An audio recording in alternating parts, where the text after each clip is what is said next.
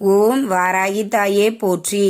அனைவருக்கும் வணக்கம். நான் உங்கள் சாந்தி பேசுறேங்க. இன்றைய பதிவுல நாம என்ன பார்க்க போறோம் அப்படின்னு பார்த்தீங்கன்னா, இன்று தமிழ் வருட பிறப்பு. ரூபாய் நோட்டுகளை இப்படி வையுங்கள், பணம் மின்னல் வேகத்தில் வரும் அப்படின்னு சொல்லியிருக்கிறேன்.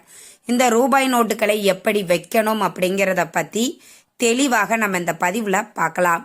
அதற்கு முன்னாடி நம்ம சேனலை சப்ஸ்கிரைப் பண்ணாதவங்க சப்ஸ்கிரைப் பண்ணிக்கோங்க.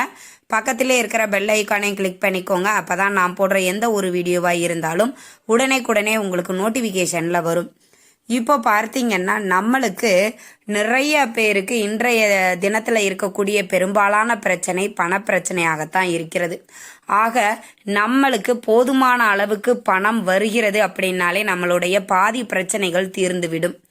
என்னதான் சம்பாதிச்சாலும் நம்ம கிட்ட பணம் தங்க மாட்டேங்குது, எங்ககிட்ட ஒரு 10 ரூபாய் செலவு பண்றோம்னா ஒரு 2 ரூபாய் கூட எங்களால எடுத்து வைக்க முடியாத அளவுக்கு ரொம்ப கஷ்டப்பட்டுக்கிட்டு இருக்கிறோம்.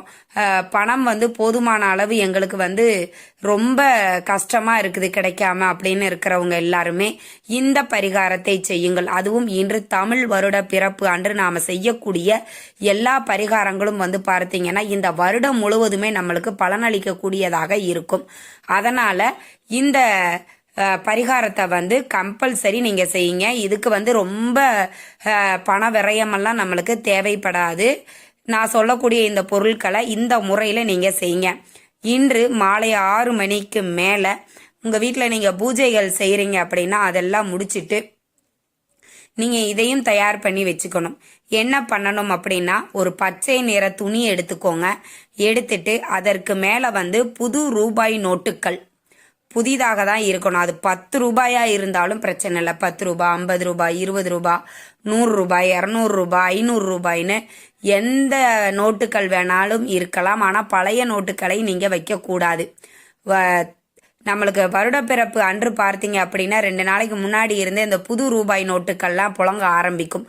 பேங்க்ல அவங்க எல்லாருமே அதை ரிலீஸ் பண்ணுவாங்க. அந்த மாதிரி இருக்கக்கூடிய இதுல போய் நீங்க வாங்கிட்டு வச்சுக்கோங்க. பேங்க்ல ஒரு புது ரூபாய் நோட்டுகள் இல்ல கடைகள்ல உங்களுக்கு கிடைக்குது அப்படின்னாலும் நீங்க அதையும் பயன்படுத்தி கொள்ளலாம்.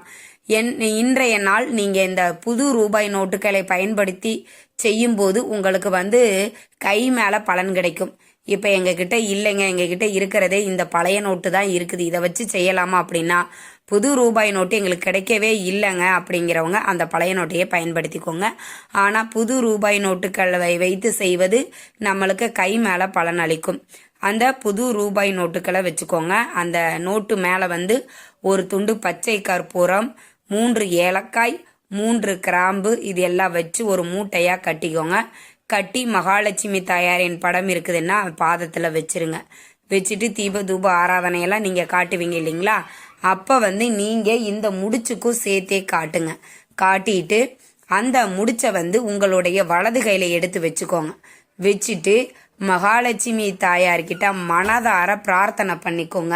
உங்களுடைய குலதெய்வத்தையும் மகாலட்சுமி தாயாரையும், எங்க வீட்டுல என்றென்றைக்கும் பண பிரச்சனைகளே வரக்கூடாது, எங்களுடைய வாழ்க்கை மிகவும் சந்தோஷமாக இந்த வருடம் முழுவதும் ஆனந்தமாக இருக்க வேண்டும் அப்படின்னு மகாலட்சுமி தாயாரையும் உங்களுடைய குலதெய்வத்தையும் மனதார பிரார்த்தனை பண்ணிட்டு இந்த முடிச்ச என்ன செய்யணும் அப்படின்னு பார்த்தீங்கன்னா, மகாலட்சுமி தாயாரின் படம் இருக்குது இல்லைங்களா, அதற்கு மேல நீங்க மாட்டியிருப்பீங்க இல்லைங்களா, அதற்கு மேலேயே வச்சிருங்க. மகாலட்சுமி தாயாரின் படத்திற்கு மேலதான் நம்ம வைக்கணும். இத பணப்பெட்டியிலயோ பர்ஸ்லயோ எதுலயுமே வைக்க தேவையில்ல. மகாலட்சுமி தாயாரின் படம் இருக்குதுன்னா அதற்கு மேல நீங்க இந்த முடிச்ச வச்சிருங்க. ஏன் நாம தமிழ் வருட பிறப்பு அன்று மகாலட்சுமி தாயாருக்கு இது மாதிரி நாம செய்கிறோம் அப்படின்னா, நம்ம மகாலட்சுமி தாயார்கிட்ட இருந்துதான் செல்வத்தை பெறுவதற்கு நாம வழிபாடுகள் செய்கிறோம். மகாலட்சுமி தாயார்கிட்ட வாசனை நிறைந்த பொருட்கள் இருக்குது அப்படின்னாலே அவள் நம்மளுக்கு அருள் புரிவார் அப்படிங்கிறது எல்லோருக்குமே தெரியும். அதனால ஏலக்காய், பச்சை கற்பூரம், கிராம்பு இது எல்லாமே பார்த்தீங்கன்னா பணத்தை ஈர்க்கும் தன்மை கொண்டது. அதே மாதிரி இந்த புது ரூபாய் நோட்டுகளை நாம ஏன் வைக்க சொல்றோம் அப்படின்னா, பழைய ரூபாய் நோட்டுகளை நிறைய பேர் பயன்படுத்தி இருப்பாங்க. அவங்க கிட்ட என்னெல்லாம் அனுபவிச்சுட்டு அது நம்ம கைக்கு வந்திருக்குதுன்னு நம்மளுக்கு தெரியாது இல்லைங்களா. இந்த புது ரூபாய் நோட்டுகள்னா அதிக பேர்கிட்ட வந்து அந்த பணம் வந்து இருந்திருக்காது, வச்சிருக்கிறதுக்கு வாய்ப்பு குறைவாகத்தான் இருக்கும். அதனால அந்த புது ரூபாய் நோட்டுகளை வச்சு நாம இந்த பரிகாரத்தை செய்யும் போது நாம வந்து அதை மகாலட்சுமி தாயார்கிட்ட வைக்க போறோம். அதனாலதான் புது ரூபாய் நோட்டுகளாக இருந்தால் நல்லது அப்படின்னு நான் உங்ககிட்ட சொல்லியிருந்தேன். இப்படி மகாலட்சுமி தாயார்கிட்ட வைக்கும்போது அவள் வந்து என்ன பண்ணுவாள்னு பாத்தீங்கன்னா, நாம கிட்ட இருக்கக்கூடிய வறுமைகளை நீக்குவாள், தரித்திர நிலைகளை போக்கும், செல்வ நிலைகள் உயரும், பொருளாதார நிலைகள் வந்து மிகப்பெரிய ஒரு முன்னேற்றத்தை அடையும். நீங்க சொந்தமா தொழில் செய்யறீங்க, அங்க ஒரு மகாலட்சுமி படம் வச்சிருக்கேன், அங்க போய் நான் இதை செய்யலாமான்னா தாராளமா செய்யலாம். தொழில் விருத்தி அடையும்.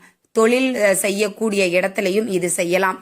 சரிங்க, இன்று நாங்க வந்து மாதவிடாய் காலத்துல இருக்கிறோம் பெண்கள். நாங்க என்ன செய்வது அப்படின்னா, உங்க குடும்ப உறுப்பினர்கள் வேற யாராவது இருக்கிறாங்க அப்படின்னா உங்க கணவர்கள் குழந்தைகளை வச்சு செய்யுங்க.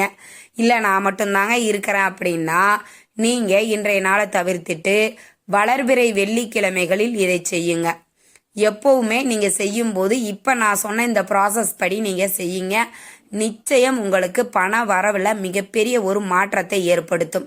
இப்ப எல்லாருக்கும் ஒரு சந்தேகம் வரும், இதை எத்தனை நாளைக்கு ஒரு முறை நாம மாத்தணும் அப்படின்னு. இப்ப இன்னைக்கு தமிழ் வருட பிறப்பு அன்று நீங்க செய்யறீங்க அப்படின்னா நீங்க அதை அப்படியே விட்டுடலாம். ஏன்னா இதுல வந்து ஒரு மாசத்துக்கு நம்ம எதுவுமே பண்ண தேவையில்ல. இந்த பச்சை கற்பூரம், ஏலக்காய், கிராம்பு எல்லாமே எதுவுமே ஆகாது. மறுபடியும் ஒரு வளர்பிறை வெள்ளிக்கிழமை அன்று நீங்க வந்து அந்த கிராம்பு, ஏலக்காய் இது எல்லாமே, ஏன்னா பச்சை கற்பூரம் கரைஞ்சிருக்கும், அந்த ரூபாய் நோட்டுகளை மட்டும் நீங்க வச்சுக்கலாம். மற்ற பொருட்களை கால்படாத இடத்துல போட்டுட்டு திரும்பவும் ஒரு துண்டு பச்சை கற்பூரம், 3 ஏலக்காய், 3 கிராம்பு, அந்த புது ரூபாய் நோட்டுகளை வைத்து ஒரு மூட்டையாக கட்டி நீங்க வந்து உங்களுடைய மகாலட்சுமி தாயாரின் படத்திற்கு மேல் வச்சிருங்க. இல்ல கீழே நாங்க விக்கிரகம் வச்சிருக்கிறோம், அவன் பாதத்துல வைக்கலாமா? தாராளமா வைக்கலாம். நாங்க படம் ஒட்டி இருக்கிறோங்க, எங்களை மேலையெல்லாம் வைக்கிறதுக்கு இல்லை அப்படின்னாலும் மகாலட்சுமி தாயாரின் பாதத்துல நீங்க வச்சிருங்க. இப்படி நாம வந்து செய்யும் போது நம்ம வீட்டுல வந்து எதிர்மறை ஆற்றல்கள் விலகி ஒரு நேர்மறை ஆற்றல்கள் பெருகும்.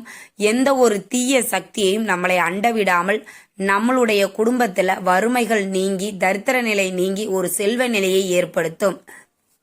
அதனால இந்த பரிகாரத்தை வந்து இந்த நாள் நீங்க செய்ய மறக்கவே மறக்காதீங்க. நம்பிக்கையோட செய்யுங்க, உங்களுக்கு கை மேல பலன் கிடைக்கும்.